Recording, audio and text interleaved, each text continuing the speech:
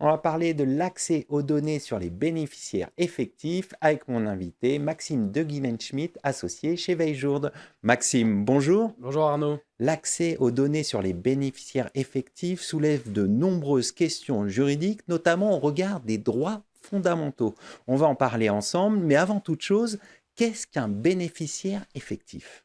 Un bénéficiaire effectif, c'est toujours une personne physique et c'est la personne qui détient ultimement une société. Ça veut dire que c'est la personne qui a plus de 25% du capital ou du contrôle d'une société, que ce soit directement ou par l'interposition d'autres sociétés. Mais ce qui est important à retenir, c'est que c'est toujours une personne physique. D'accord. Quelles sont les sociétés concernées par la déclaration de ces bénéficiaires effectifs? Alors depuis relativement longtemps, toutes les sociétés immatriculées en France doivent déclarer qui sont leurs bénéficiaires effectifs, y compris lorsque vous avez une société française qui est détenue par une société étrangère, D'accord. qui elle-même est détenue par une personne physique étrangère. La société française doit déclarer son bénéficiaire effectif, qui est la personne étrangère.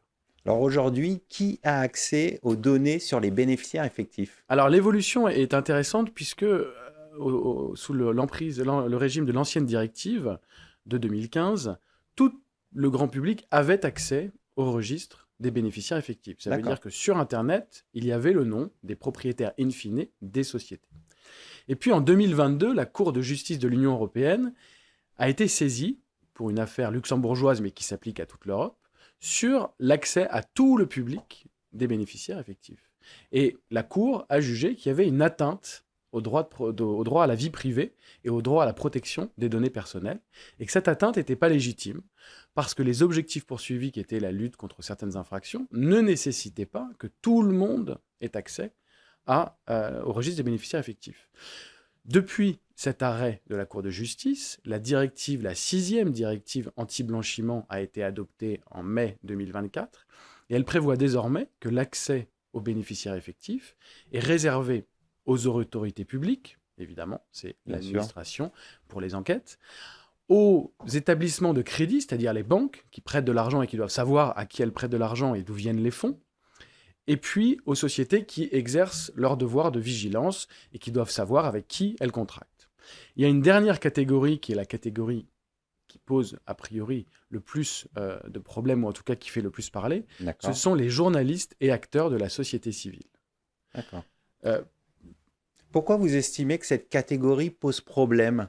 Elle pose problème parce que vous n'ignorez pas qu'on a un petit flottement institutionnel en France depuis quelques mois, Tout à fait. et la directive a prévu que les acteurs de la société civile, c'est-à-dire les associations, les journalistes, qui étaient engagés dans la lutte contre le terrorisme et le blanchiment, pouvaient avoir accès, ce qui est légitime parce que ça permet de dénoncer des scandales. Mais comme il n'y a pas eu de transposition en droit français, parce que nous n'avons pas eu de parlement de cette directive, on a simplement un communiqué du ministère des Finances de la fin du mois de juillet D'accord. qui n'utilise pas cette expression d'acteurs civils ou de journalistes qui sont actifs dans la lutte contre le blanchiment et la corruption, mais elle définit une catégorie un peu plus large qui sont les acteurs engagés dans la transparence financière. Alors la transparence financière, c'est beaucoup plus large que le combat Tout à contre fait. contre la corruption et le blanchiment de capitaux. La transparence financière, c'est savoir qui a quoi. Alors que répondez-vous justement à ceux qui veulent une plus grande transparence financière? Je réponds que on doit, comme dans tous les cas où il est question de droits fondamentaux, faire un contrôle de proportionnalité.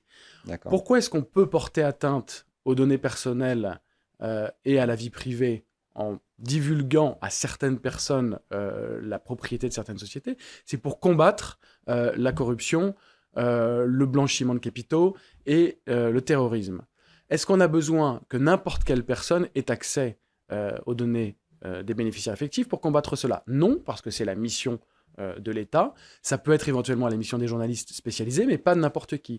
Aujourd'hui, avec la façon dont est rédigé l'accès aux bénéficiaires effectifs issus de ce communiqué, tout journaliste ou tout blogueur qui établit, par exemple, un classement des grandes fortunes, qui D'accord. établit un mapping des sociétés et des détentions de sociétés, pour des aspects concurrentiels, peut accéder à ces informations, et je pense que c'est dangereux, puisque ça n'est pas justifié par l'objectif d'intérêt général qui est de lutter contre les infractions les plus graves. Quelle serait la bonne définition, entre guillemets, le bon cadre juridique pour les bénéficiaires effectifs? Le cadre juridique, ce serait déjà qu'il y en ait un, puisqu'aujourd'hui, on parle d'un communiqué, donc il n'y a pas de décret, il n'y a pas de loi. Il n'y a pas de transposition de la donc directive. ça peut susciter des difficultés. Mais aujourd'hui, les registres publics ont un formulaire qui est assez large, où il suffit de présenter son activité pour avoir accès. Il faudrait que ce soit beaucoup plus restreint et qu'il y ait un vrai contrôle pour être certain que les demandes qui sont faites sur les bénéficiaires effectifs sont bien faites dans le cadre d'une enquête sur des actes soupçonnés de le blanchiment de capitaux ou de financement du terrorisme. D'accord. Vous avez parlé de contrôle de proportionnalité tout à l'heure, mais comment concrètement on peut concilier la transparence financière avec cette protection des droits fondamentaux que vous avez évoqués? C'est une balance, et la transparence financière, il faut faire attention à transparence financière et lutte contre certains objectifs d'intérêt, enfin dans le but d'objectifs d'intérêt général que peuvent être la lutte contre le terrorisme ou le blanchiment de capitaux. La transparence financière, ça n'est pas un objectif. On n'a pas besoin de savoir exactement combien gagne son voisin, s'il est propriétaire de telle ou telle société. On en a besoin si on est dans une démarche de lutte contre des infractions les plus graves. Donc il faut pouvoir faire ce contrôle et dire il est nécessaire pour la lutte contre certaines infractions les plus graves que certaines personnes y aient accès. Ça ne doit pas être remis en cause. L'État, les banques, les sociétés qui ont un devoir de vigilance, mais pas n'importe qui. Donc on doit définir l'équilibre, et quand la loi sera enfin débattue au Parlement, il faudra bien calibrer cet accès pour qu'il n'y ait pas un empiètement illégitime sur le droit à la vie privée, le droit à la protection des données personnelles.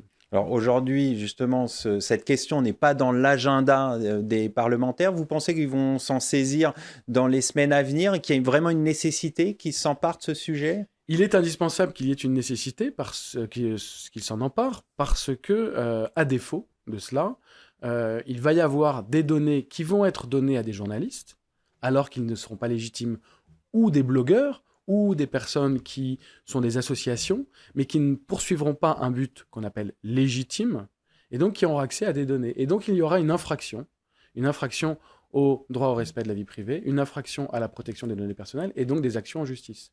Donc, s'il n'y a pas de légifération sur le sujet, il y aura des actions en justice et des juridictions qui vont sanctionner ces personnes-là. Comment vous voyez justement, pour finir, l'évolution du contentieux sur ce sujet? Il y a une vraie possibilité de contentieux sur ce sujet? Il y a une vraie possibilité. Il faudra probablement attendre que des informations sur les bénéficiaires effectifs soient utilisées à des fins non légitimes. Par exemple, des articles. Par exemple, imaginons un magazine qui établit un classement des grandes fortunes et qu'elle utilise les données qu'elle a obtenues sous prétexte de lutter contre le blanchiment de capitaux, alors qu'en fait, c'est uniquement pour faire le voici de la finance, c'est-à-dire dire qu'ils sont les plus riches. Il est possible que certaines de ces personnes disent non, vous avez utilisé des données que vous n'aviez pas le droit d'avoir. Bon, on va suivre tout ça avec intérêt. Merci d'être venu sur notre plateau. Merci Arnaud. Merci à toutes et à tous de nous avoir suivis. Restez curieux et informés. Je vous retrouve très bientôt pour un nouveau numéro de Lex Insight sur Be Smart for Change.